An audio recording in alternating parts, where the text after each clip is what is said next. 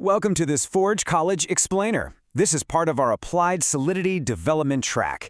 Today we're basically going to act as detail-obsessed accountants. We are architecting the absolute perfect on-chain ledger. And we're diving straight into linking Ether transfers to state updates. In the world of smart contracts, money and memory are completely different things. And if we don't connect them securely, well, things can go horribly, horribly wrong. Let's put this bluntly. Sending Ether without immediately and securely updating your contract state, it's literally like handing a stranger a heavy bag of cash in a dark alley, turning around and just hoping they remember to credit your account tomorrow morning. It's reckless. It's terrifying. And in Web3, it's a guaranteed way to get your smart contract completely drained. If the ledger forgets, the Ether's gone, and the contract still thinks it owes someone money. So we're here to make sure your ledger never, ever forgets. Now, if you recall from our previous explainer on monitoring basics and compliance, we spent some time setting up our vault's security cameras. All right? We learned exactly how to watch what's happening. But today, we're taking it a massive step further. We're going to map those movements directly to deterministic state changes. We're essentially turning our passive observation into an active, totally unbreakable mechanical link between the Ether moving in and out and the hard data recorded in our contract. So here is the engineering blueprint we're going to follow today. First, the ledger. Second, defining state. Third, real-world workflows. Fourth, code architecture. And fifth, finalizing accounting. All right, part one, the ledger and its foundational rules.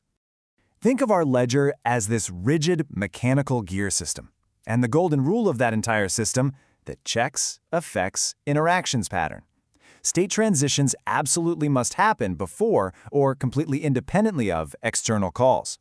The mechanical gear for actually sending the Ether physically cannot turn until the lever for updating the ledger is pulled. You check conditions, you update your accounting, those are the effects, and only then do you interact by transferring the Ether. Reversing this, that just invites catastrophic reentrancy attacks. Moving right along to part 2, defining state using structs and mappings. We really need to capture a stark contrast in our state here. Think about the difference between an unconfirmed intention and a fully completed transfer. A pending deposit just means the intent is recorded and funds are held. But a settled credit, that means the transfer is done, dusted, and the balance is zeroed out. Defining these explicitly removes all the ambiguity. There's no guessing anymore. The contract knows exactly where every single way is at any given nanosecond. Now, think about the meticulous gas and storage trade-off we're juggling here. We use a full storage word, a UNT256, for the money, the actual monetary amount. But for the timestamp, we step down to a UNT64. Why? Because it saves a ton of gas while still giving us dates way, way into the future. Finally, a single Boolean byte tracks the settled status. Packing these tightly like this gives us a totally robust audit trail without those exorbitant gas fees. Okay, part 3, real-world workflows. Let's see how we actually apply these mechanics. Take an escrow contract, for example. The workflow is a super strict mechanical sequence. First, the escrow is received. Second, the internal state updates to pending. Third, an arbiter approves the release. Fourth, and you really got to notice this carefully, the status updates to settled. Only at step 5 is the Ether actually sent.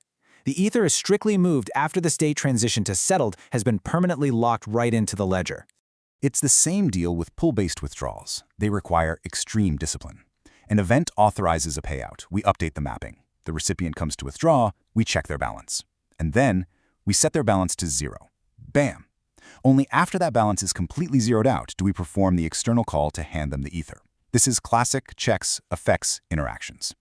If their receive function tries to re-enter our contract to ask for more money, our ledger already reads 0. The vault door is firmly shut. Which brings us to part 4, code architecture. Let's look at some concrete Solidity logic.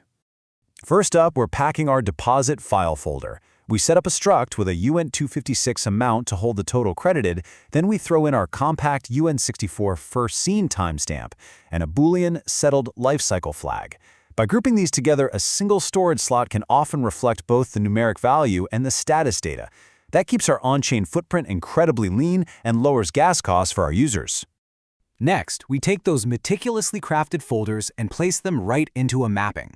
By typing mapping address to deposit, we give ourselves a constant time lookup index for every single user's account. Literally, whether we have 10 users or 10 million users, finding a specific user's deposit state takes the exact same minimal amount of computational effort. Pretty cool, right? All right, now for the action. In our payable deposit function, incoming ether kicks off the whole mechanism. Obviously, we require that the message value is greater than 0 because, well, we don't process empty files. If it's a first-time deposit, we initialize the timestamp and set settled to false.